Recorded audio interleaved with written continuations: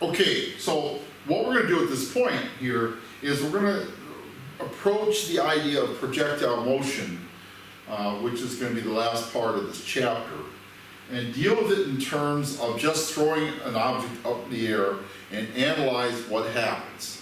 Now, the general idea, we're going to talk about this later on, but the general idea, according to Newton, is that the center of a heavy object will pull lighter objects toward it, and then lighter objects will do a reciprocal to the other, unless it's such an imbalance that there is virtually no movement from a large object to a smaller object. We are all small objects compared to the Earth. The Earth is like 10 to the 27th kilograms, which is just mind-boggling to think how heavy that is.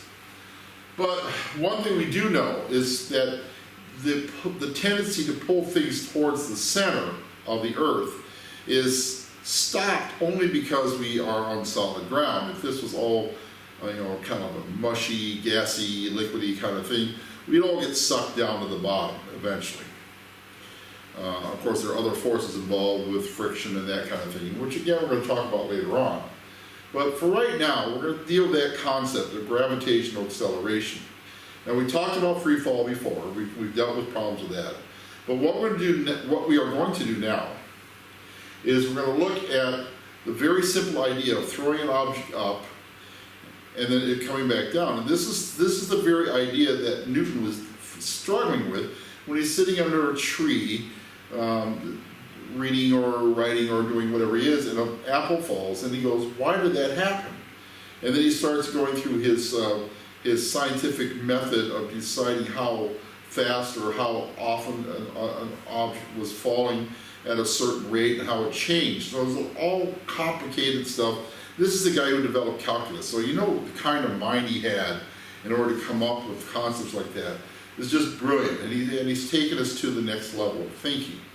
So we're just going to take a very small part of that and understand what happens when we throw things up in the air.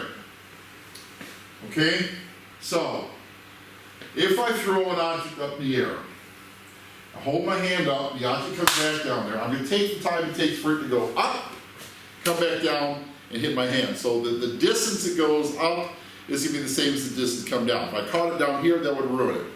Right? Unless I release it up there somehow, and I don't think that's going to happen. So I throw it up, or I throw it up, but leave the hand there, and the ball comes down and hits my hand where I released it. Okay? So, if we do that, let's say the time that it took for me to throw the ball up and have it come back in my hand is 3.10 seconds. Okay, so the question we have to ask here is, what is the acceleration of the object as it travels upward? Now think about that.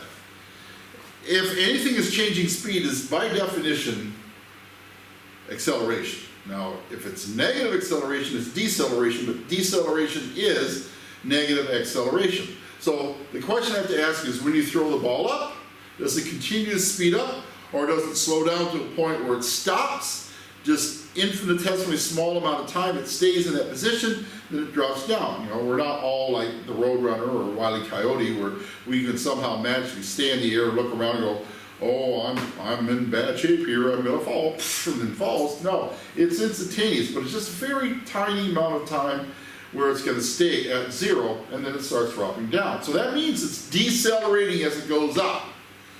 So what is the rate of deceleration? Well, we know that things are being pulled downward at 9.80 meters per second squared.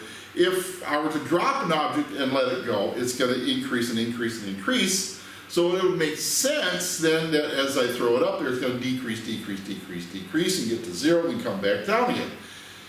And since the acceleration and deceleration are the same rate, then it would make sense that it's going to be the same amount of distance going up and coming back down. And if the acceleration and the distance are the same, then we know pretty well that the time it takes to go up is going to be the same as the time it takes to come down.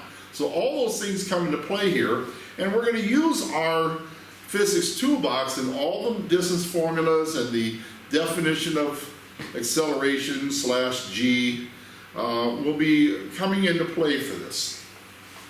Okay? So, The rate of deceleration then, of course, is going to be 9.80 meters per second squared, but because it's opposing the motion, it's going to be the negative 9.80 meters per second squared. Okay? So that's what we're looking at. So if I take the first half of the trip of the object that I throw up, I know it's going to be half the time, the 3.10 seconds that I measured, so I know it's going to take half of the 3.10, which is 1.55 seconds to go up, and 1.55 seconds to come back down. Okay? And we're going to use that knowledge to figure out how high it went, and how fast it was going when it smacked the ground. Okay? So that's what we're going to do here. So first of all, we figure out how high it is. Now, that means it's going to take the initial velocity plus 1/2 AT squared, and because the initial velocity, well, okay, so I'm getting ahead of myself, but let's suppose that we start with the ball on top, and then we're going to release it, because we know it's going to be exactly the same as starting down here and throwing it up. So if we start on top and going down, that means our initial velocity is 0 up here, and then the final velocity is going to be the velocity at which we threw it up to begin with. Okay? So we're going to take the opposite approach because it's the same either way. Okay? So because the initial velocity is 0, we drop the VIT, so we get 1/2 AT squared. So the height at which the object gets is going to be 0.5 times 9.80 meters per second squared, which is A, which is now G, times 1.55 seconds squared, and that means it reached a height of almost 12 meters, which is pretty close to about 11 yards, maybe a little bit less than 11 yards, 33 feet. Okay? So now we know how high the object was before it starts coming back down. So now the question is, we want to determine how fast the object was going, how fast did we throw it up there? What is its velocity? And there's 3 ways in which we can do this. First, we can use the D equals VIT plus 1/2 AT squared, in which case we would have, we know that the distance is 11.8 meters. We don't know the initial velocity, we do know the time, 1.55 seconds, and half times the acceleration, because it's going up, is negative 9.80 meters per second squared. It's decelerating, times the time, which is 1.55 seconds, and that is actually squared. I got the little 2, forgot to put up there, but it'll be okay by the time you get the script for this. I'll have all these little mistakes fixed for you. When you do this, this gives the algebraic formula 11.8 equals 1.55 VI minus 11.8. Do the algebra for this, and lo and behold, you find out that your initial velocity is 15.2 meters per second. So that's one of the 3 ways we can do that. So we assume from the beginning that we have the initial velocity, whatever that is, we don't know, but everything else we do know, time and height that it reaches. So we plug all that stuff in, and we get 15.2 meters per second. Another option is by using the definition of acceleration, which is delta V over T, or VF minus VI over T. Okay?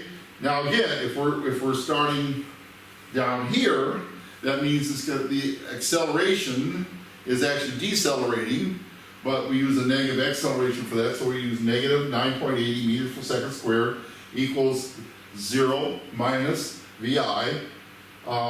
0 is the initial velocity, or the final velocity, because it's going to start here, and then it's going to stop up here during that span.